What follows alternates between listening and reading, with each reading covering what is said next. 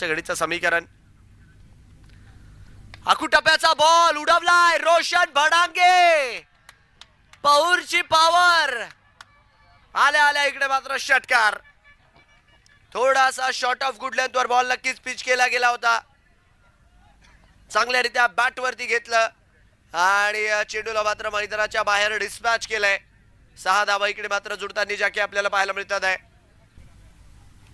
याही वेळेस 2-2 रोशन भडांगे. यो दी सुपरस्टार. जबरदस्त बॅटिंग. 2 बॉल मध्ये 2 षटकार. आल्या आल्या रोशनच्या बॅट मधून आणि समीकरण आता 8 बॉल 15 बॉल मध्ये 15 पाहिजेत. तिसरा षटकार